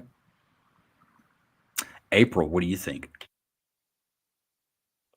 I think he saw that her life was being threatened and that he had limited time to, control the situation. And he got close enough to where, to slim the target down so that the woman wouldn't be in the way. Although I do see where that could be a strong possibility of putting her life in jeopardy. Then again, when he's got a machete at her throat, it's it's the risk you take. So you're reasonable as if like this would be a no bill, right? Yeah. Correct. Audrey, your assessment. Well, first thing I thought of was her life being in danger, a bullet going through him into her. But what do you can't, he already told him to get off of her. He didn't. He's got a machete to her throat. He was close enough. You can't sit there and reason with a person in that situation, because at any point he could slit her throat. And then you've got 2 down. So that's a hard one because of her safety with shooting. So Does it very hard make one. it any easier to look at it in more simpler terms? Like if you run up on that, would be reasonable for a person to believe that woman's life was in danger? Yeah, I mean, obviously her life was in danger. He had a machete to her throat, and he had already been beating her and tearing at her clothes. Well, And but when you run up, you don't know that. You know what you see. no, but You know yeah, what you see. you're right. The officer made a decision at the end once he saw what he saw. He had Right. already Now, told him to get off. right. And our question tonight is that reasonable? Was it reasonable that the officer believed that woman's life was in danger? If the answer is That's yes, very reasonable. then it's Yes. a bill. Yeah. I think it's very reasonable. Very good. Let's go. We've heard from everyone, I believe. Hope, Audrey. Yes. Let's get us a vote. Cliff, you're in the hot seat. Vote number 1. True No bill. bill. You were just dying to say that. You couldn't even you wouldn't even making us guess. No, there's no need to. There was a threat, and it had to be de-escalated, and he did very well. Mike, true bill or no bill? I'm going to vote no bill on this one. Rock on Ohio, true bill or no bill? No bill. Definitely no bill. April, true bill or no bill? No bill. Great job. Donna, damn it, true bill or no bill? On AOB, no bill. Boy, she hit me with the pig Latin. I understood it though. Audrey, no bill or true? I'm sorry, true bill or no bill? No bill. Hope, we're not sure where you're going to go with this, so give it to me. True bill or no bill? Definitely no bill. Till I kill the bastard. All right, Big Ron. There's another no bill for the night. They're all no bills so far, right? Or do we? Yeah, I don't think we've actually had a true bill yet. We've had Everything's some been a true no bill bill. votes, but we hadn't had true bill win the vote. Right. Correct. Yeah. We're Republicans. Jason, what do you think about that last case? Medal of merit to the officer who saved the woman's life. Jason's pinning medals on the chest. Actually, you know what? That was good action by the police officer. I think it's completely reasonable if you were to walk upon that scene to believe that that woman's life was in danger and he didn't immediately get off of her. If in fact he did have a machete, we couldn't see that in the video, but in fact, if he did have a machete in his hand, then I would have been okay if you said not a word and you plugged him, because any slight movement could cut that woman's throat, and she has the right not to have her throat cut if you can prevent that from happening. So, yeah, it was a good case. Wasn't sure how some juries would go with that. I think with other juries, Jason, wouldn't you think we'd had a much more robust debate? Yeah, absolutely. Yeah. We have kind of a common sense jury here tonight, so it's actually refreshing a little bit. So thank you, guys. All right. I feel some favoritism moving around in here. Let's cut that out. We're going to keep it on the up and up. Interesting thing about this case. If you go back and listen to the 911 call, how long did it take two different callers, and how in the dispatchers asking the questions like, where are they at? Oh my God, he's hitting her all over. They're telling all the emotional things, but they're not telling the things that the dispatcher needs so they can get wheels turning to your direction with information that the officer needs to be able to respond. Now, eventually they did get there, but the majority of that video, the 911 calls took longer than the action, did they not? Does everybody recall that? We listened to Yes. that video was a longer 911 call than it was the officer pull up there and kill the guy that's hurting the woman. Yes. Correct. And I want to bring one thing up too, Joe. An officer in a patrol car, he's not privy to all the 911 calls. He doesn't get to hear everything that's being No, but he said. gets a call summary, and they'll, especially a hot call domestic, the dispatch will be on with the responding officers as they get information. So they do have, you can count on, I think it's reasonable to believe that the pertinent information in the 911 calls would have been relayed to the police officer, and it's not hard to check that it was. All these radio calls are recorded, but I would say that yes, he's going to have as much information that's pertinent out of the call as the dispatcher does. And I will say this: the dispatch call in which you actually find when you get there, doesn't happen as often as you think. But here's the point to me saying that: how long did it take? Now let's take this was a school shooting, and the school secretary or a teacher's got to get on the phone and tell law enforcement, this is what I've got, this is where it's at, and I need help fast. because as time is going on in these type of situations, whether it's a domestic violence situation with a man with a machete, that woman needs to survive. Once the 911 call gets and police are heading their way or someone's there to save her, she's got to survive long enough for them to get there. Otherwise, it's going to be a homicide or a murder investigation. This is kind of the situation that we have in our schools. Jason, tonight, you heard during the introductions tonight that he's developed over the last 10 plus years the 3D response system. It's a comprehensive system. It provides both some protocols for schools on how to handle by using advice from criminal psychologists, criminal psychiatrists, not the school counselor who's trying to get your kid ready to go to college, people that really know an ill mind, helping protocols that way. In the event that, we talk about we need better mental health, when that fails, because, it does all the time, he has a system that's actually installed in the schools. It provides safe zones for children and staff when this alarm is pushed.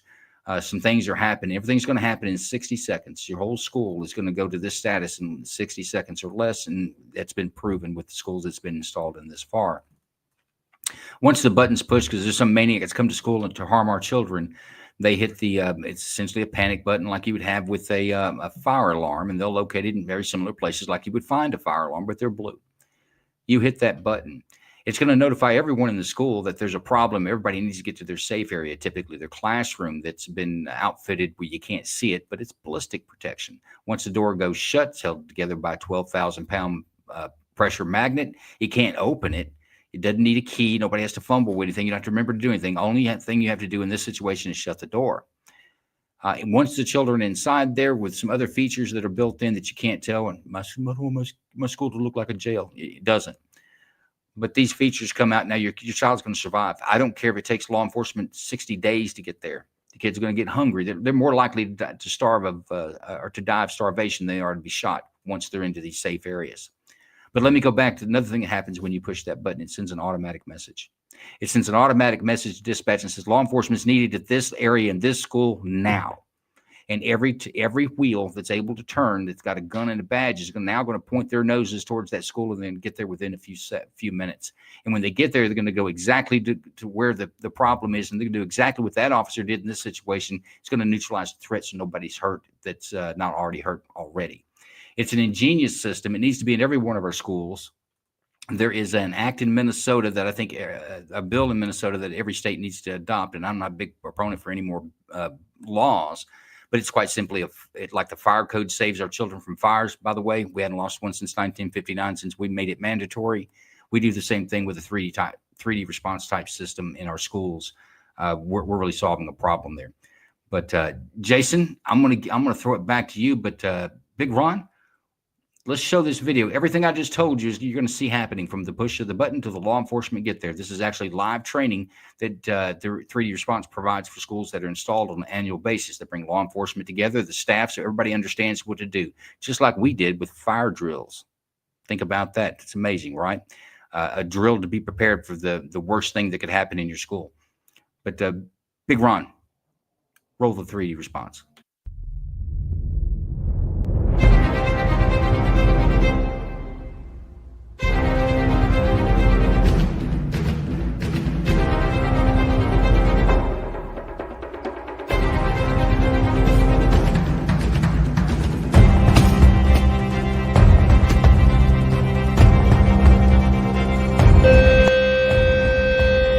Law enforcement is on the way.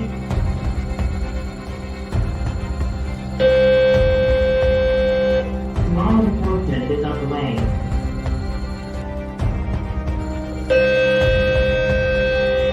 Law enforcement is on the way. I see you entering, take a right. You're going to proceed down the long hall, all the way to the end. You're going to go till the end where you're intersect to the classrooms. Keep going, I see you moving forward. Subject is held up in classroom 203.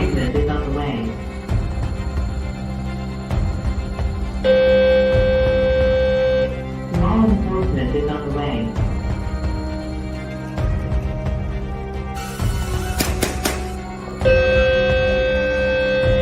Law enforcement is on the way.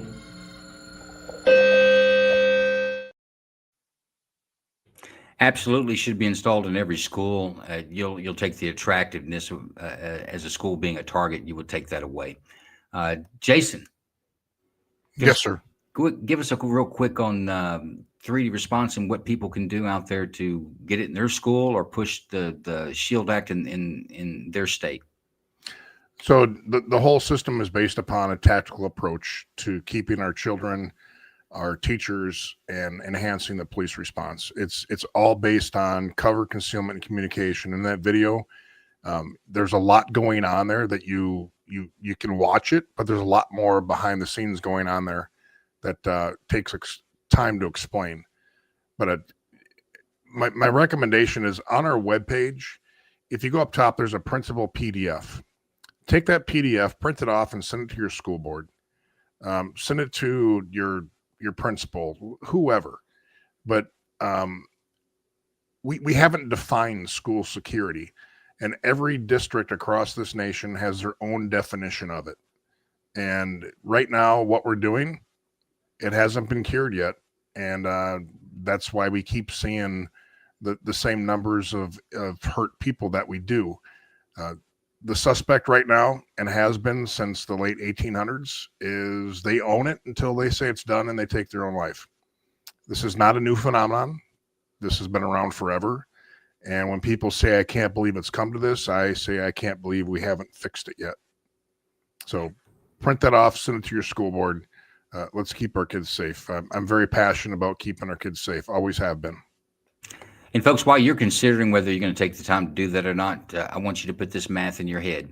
If 3D response was installed in Uvalde, not one child would have lost their life. They would have never been exposed to gunfire. They would have been safe before the actor entered the building. The first 911 call went out some 4 minutes prior to him entering the building. So just put that in your hat and think about it and say, does my school need it? You know, the odds of your school being a target of a school shooter is really like the odds of being struck by lightning, but we still put lightning rods on our schools. That's just a cost that I don't want to pay. So push, get out there, take the time to look at Jason's system and send that letter out. Send that letter out and let's get some things moving. Okay, we're going to be cutting it close on time. Big Ron, last case. Let's go.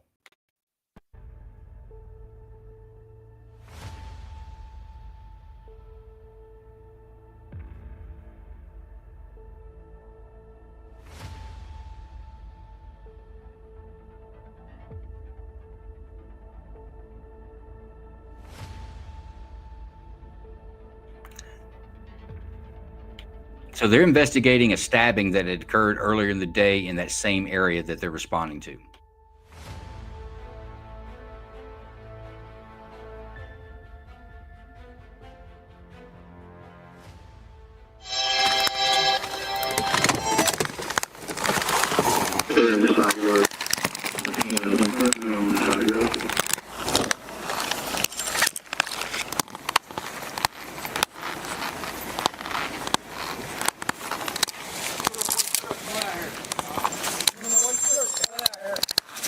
He just went in the house, Heaney.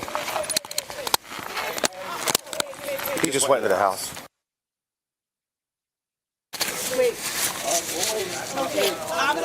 Step back.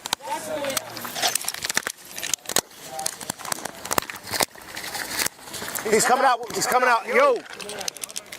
Drop it. Drop it. Drop. Hey, watch out, Heaney. Back up, Heaney. Drop it.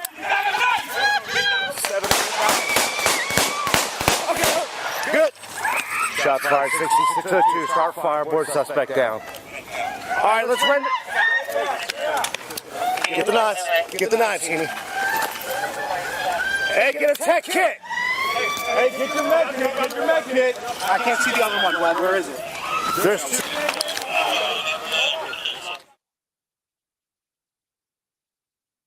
You're going to be seeing the same sequence of time happening from, I think, 3 different views. So keep that in mind when you watch. These aren't happening. There in the side yard. Came out in the room in the side yard.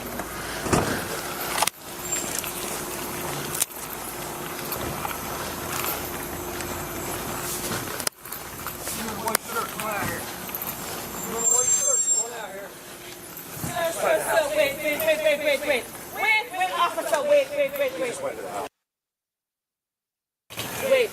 Wait. All right, we're waiting. Okay, I'm the mother. Wait. What's going on?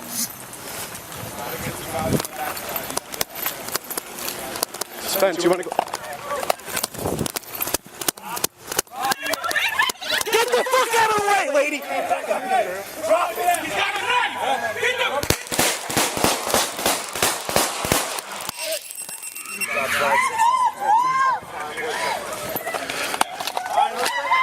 Hey.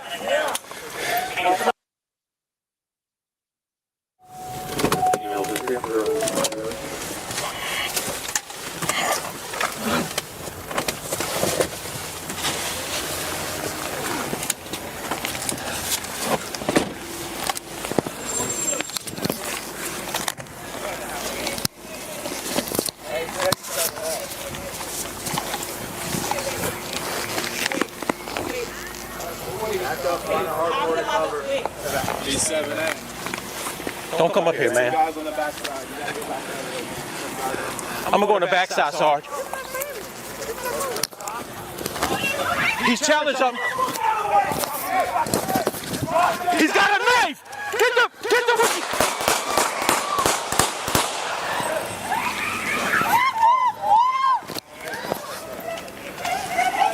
I got.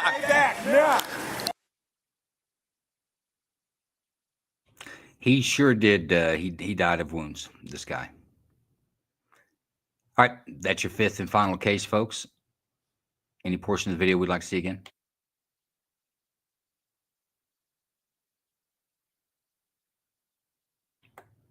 No portion of the video.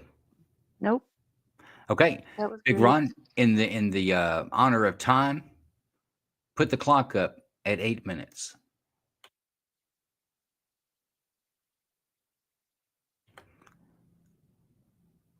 Okay, Donna, I'm coming to you first.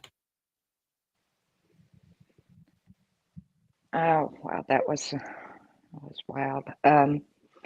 Cops can't just act on the, notion that, well, maybe they won't shoot or maybe they won't stab. They have to act on their pursued notion, and you see how chaotic things can get. So you're I saying that think it's reasonable that the officers believe that their life or a third person's life was in danger by the behavior and this guy having a knife in his hand? absolutely. Very good. Audrey, your assessment. Well, he had already stabbed somebody, if I remember that correctly, correct? That was the investigation, yes. Okay, so it was just the investigation. But then he was running up on the lady. Could have used her as hostage with the knife. That was his mother. Yeah, so there was a lot of them. There was chaos, but he had a weapon in his hand, and she was very close. She was trying to stop them, but he very well could have used her to shield himself. All right, I'm going to come back to you. Let you ponder a bit. Hope. Well, I don't think it's normal behavior to be running around with a knife. And when the police arrive, to continue holding a knife, even when they tell you to drop it, I think that it was very justified. I mean, is having a knife or owning a knife, is that unlawful? I don't think it's reasonable or normal behavior to be yielding a knife in public. I just think it's very odd behavior. And, if there's a situation that's, going on, people need to talk to the police officers. You don't just hold up a knife. That's strange behavior. So the simple question, is it reasonable for the officers that use deadly force for them to believe that their life or a third person's life was in danger? I do. If they tried to apprehend him or question him, they couldn't get near him with the knife. And then the woman being in the way, that put her life at risk. So, yeah, I think it was Okay. justified. April, what do you think? I think they eliminated a threat. I guess there could have been a couple of seconds there at the beginning where it was a little brash, but I mean, if you see that opportunity and you see it as a threat, you got to take the shot. They took some shots for sure, and so did the suspect. The suspect took a few shots. He got aired out on a permanent basis. Rock, what do you think about the whole situation? That woman, I didn't know that was her mom or his mom, but no, he's already stabbed somebody once, and he was warned to put it down, and he got what was coming to him. You play with fire, you're going to get burned. Just to add you some context, the gentleman that was standing in the backyard, that's where the person who was killed, that was his parents' house, but that was his dad in the backyard. So the father and mother they witnessed their son dying. So Mike, what do you think? Well, I'm a little hung up on this one, Joe. It's a knife. It's not a gun. There was distance there, but he was advancing. He kept advancing. So I guess I'm going to have to agree that it was reasonable cause, because he would not stop advancing with that knife, and that is a weapon. So I'm going to have to stick with that. What's a I feel comfortable distance with somebody armed with a knife? Well, if you're 20 feet away, something like that,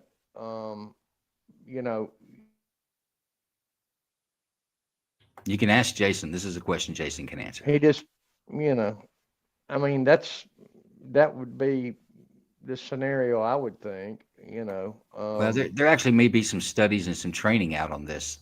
Once again, you can ask Jason how far is safe distance from a edged weapon. Yeah.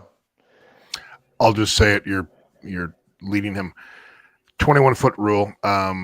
If you have a knife and you run an officer, it's been proven over and over again that you will get stabbed. And there's actually videos on it. I thought the video that you're showing, Joe, was the one that where the guy comes out the front door and runs at the cop and stabs the cop, and he's like 30 feet away. But it's a 21-foot rule. You cannot react fast enough to stop the threat within that distance. So it's called the 21-foot rule. Humans are kind of like bears. Sometimes they're faster than you think they're going to be. But yes, it's there's a long holding. It's not really case law, but there's cases that have been decided on it. It's been accepted that really there's been some success at 30 feet and beyond. So with the right conditions, you could be within getting shot range with a knife in your hand with police at 30 feet. Yeah, It's like across the street. I was close on the rule when I said 20 feet. I was close. I missed it. By You 1 foot. were on it. I was kind of seeing maybe that's what you were talking about, but no, your rational mind is hitting that's about right. That's where I would become 10 feet. I'm not comfortable with a knife. Yeah, but he just kept advancing, Joe. My mind's made up. Fair enough. Cliff, you on the fence on this one? No, I ain't on the fence. Really? Nobody called. They had plenty of time to call a social worker. No, I mean the guy that did the taser, man. They just shot him anyway. He had the taser leads in him. They didn't even give it the chance for the taser to work. You're okay with that? Yes. Due to the fact is he'd already done stabbed somebody earlier. That's what somebody said. You don't know that to be true. Doesn't matter. He had a weapon in his hand. He was just trying to go to his mama, man. As his mama's out there in her bath in her nightgown. She's like, "That's my baby."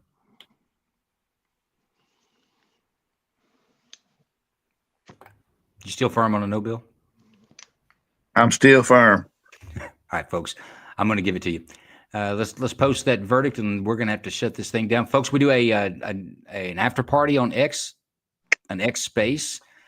Our jurors will be in there. You can ask them questions. You can talk more about maybe their points of view and thoughts on some of the cases tonight. But that's what we do. We go in there to discuss. Give us about 20 minutes, and we'll kick that off. In the meantime, I want you guys to take a look at, or you should go and join our Patreon. That's what I want to show you. The Patreon. There we go. Hit that QR code, takes you to our Patreon group, and that's a place where we get some special perks when it comes to the grand jury. I put all the cases together in one long video so that you don't have to watch a bunch. And I'll start breaking up the deliberations starting next week. But it's well worth it, and we do appreciate the support. We put a lot of hours into this each week, and it doesn't go without any expense. With that, folks, we're going to call it a night. Great show. Special thanks to our 7 jurors tonight, folks. We did 7. Special thanks to our 7 jurors tonight. You guys taking the time to spend with us, and I hope that each one of you will join us in the after party. We've got more to talk about. Thank you, guys.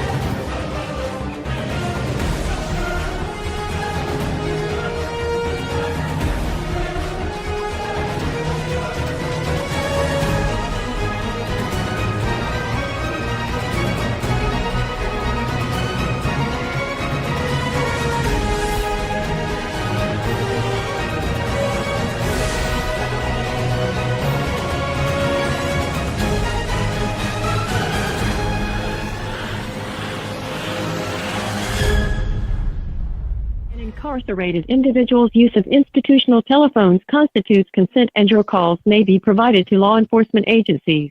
Thank you for using Securus.